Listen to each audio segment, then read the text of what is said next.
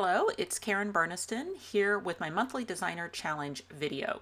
This month we have a theme of hip to be square. So everyone will be using squares in their project, and this was the perfect time to do a spinner square card. My concept for this card was to do a double window so that on the front of the card you see all those layers and then the scene reveals itself with the spinner arm as you open it. And you can check out all my die designs at karenburniston.com. I chose to make a 5x5 square card. So I need a piece of cardstock, 5x10, scored in the middle for folding.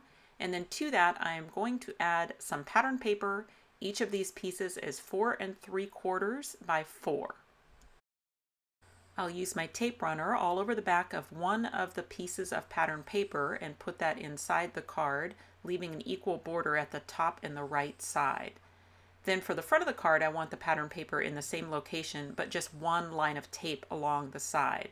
And then leaving that equal border at the top and the two sides, I'll still be able to get in between the two layers later to add a transparency over the window.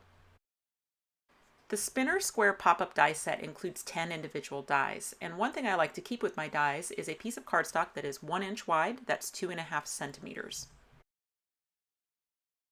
What that's used for is if you'll put it up next to the fold and then place the second largest square die right up butted next to that cardstock, that is the perfect location to line up with the pop-up in the closed position. So that's just a great little time-saving trick, is to use that little 1 inch piece of cardstock to place your die. Then you'll also want that temporary tape on it so that it doesn't move. When you use a die cutting machine, and any die cutting machine will work, anything that can accommodate a wafer thin die, I am using a Sizzix Big Shot. I do suggest rolling it through twice when you're making double layered windows like this. And let me show you this die because it does have a decorative feature on both sides of the cut line so that your windows have a little press dot decoration around the outside. I can still get between those two layers on the front of the card to add some tape runner, and that will both hold my transparency in between the two layers, and then with a little bit of extra tape runner I can go ahead and seal down the paper. Feel free to roll the mechanism die through twice on your machine to really define those score lines. I noticed when I was teaching with this die set that some people's machines just didn't have as much pressure as mine, and they needed to roll it through twice to really see those score lines. On top of the pop-up will be my large square. That's the largest square in the set, but then I'm also going to nest in the smallest square in the upper right corner, just leaving a little bit of gap between the two dies, tape those in place and roll them through. And then just a little tape runner behind the square opening and add a transparency.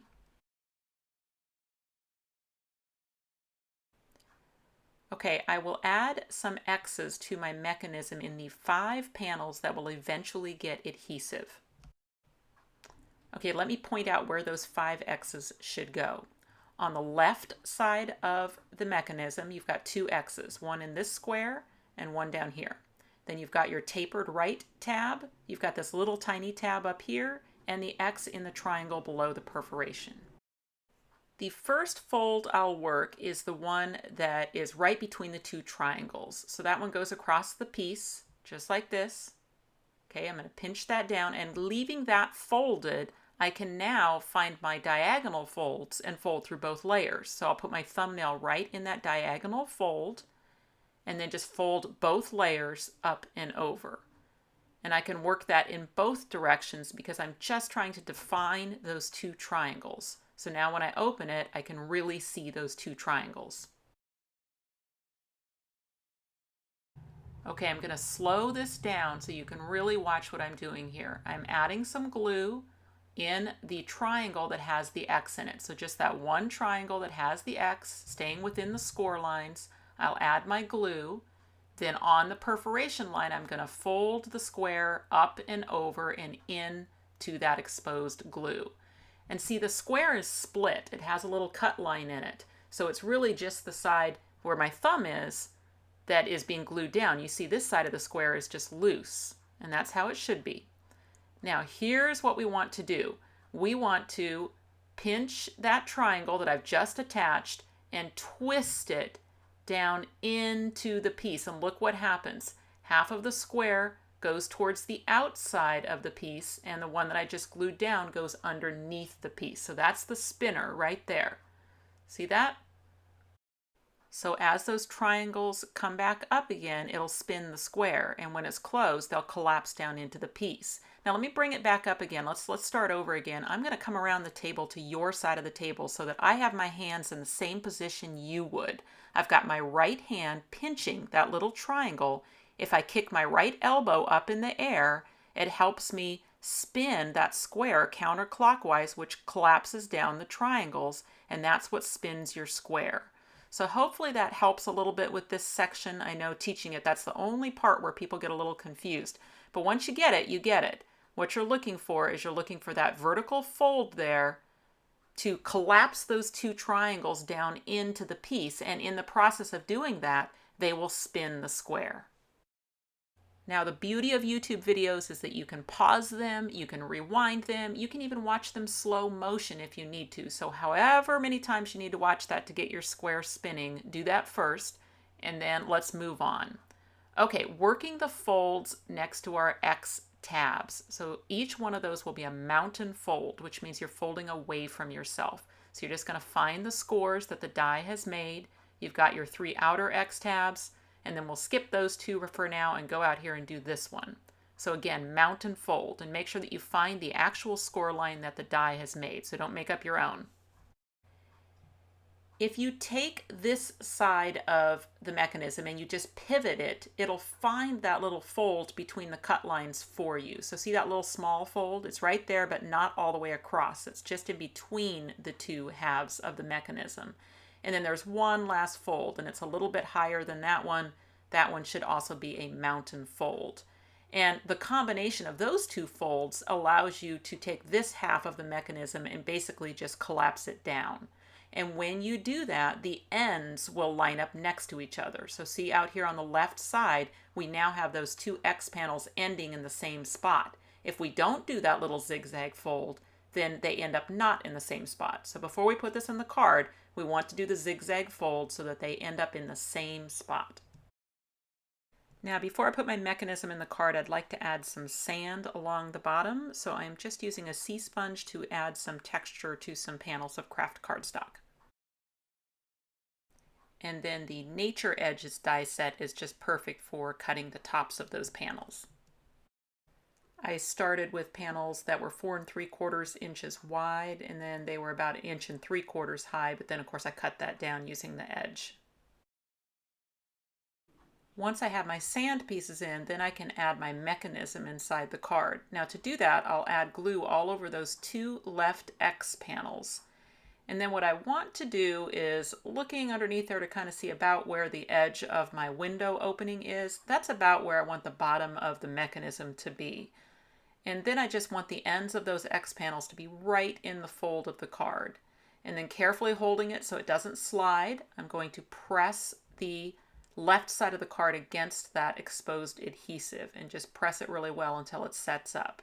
So what that's done is it has attached those 2 X panels to the left side of the fold. And now I can see my other 2 X panels. And in both cases, I should see a blank panel next to the X panel in the closed position. So in other words, if it looks like this, where you can only see the X panel, that's not right. You need to move it over until it's the X panel and the one next to it that are both in that flat position. And then the glue goes just on the X panels themselves. So that was just about placement, that making sure you could see those 2 blank panels next to the X panels. Then I'm going to hold those flat, close the right side of the card against that exposed glue. I am notoriously impatient with glue. It's surprising that I use it so much because I am impatient. But as I opened it, I could see that my little tab didn't get enough pressure there, so I'm going to give it a little bit more. And in fact, I can even go in with my finger in the open position and just press that tab down. Another thing you can do is you can actually open the card all the way up, just kind of go slowly, and that will give you the opportunity as well to make sure you've got a good, secure connection on those 2 tabs.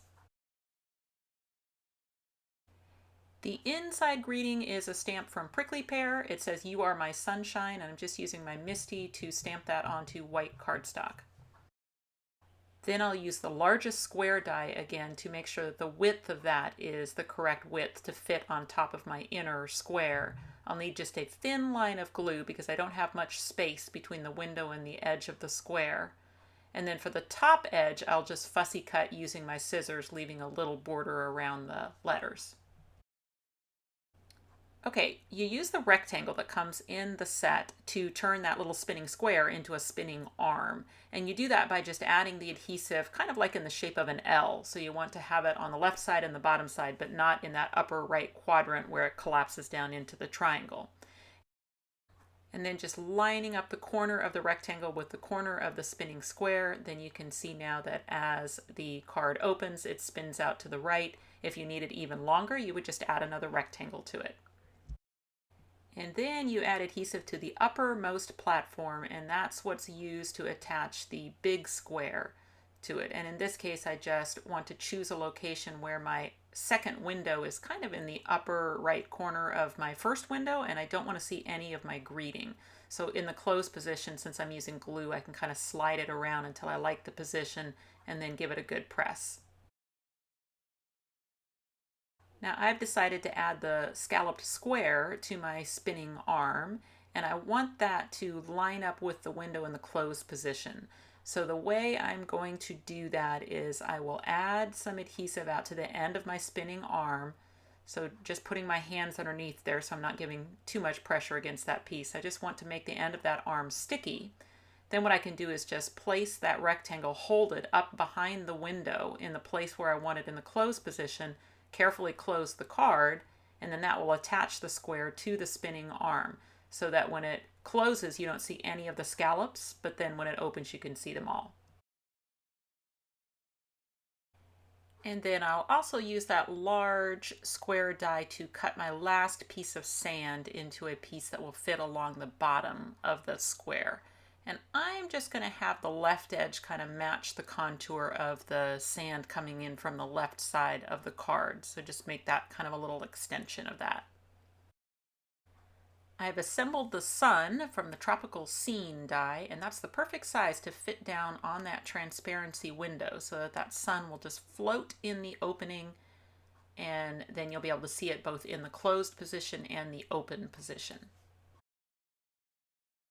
So the small palm tree die comes in the palm tree pop-up set, and it cuts a small trunk that points to the left.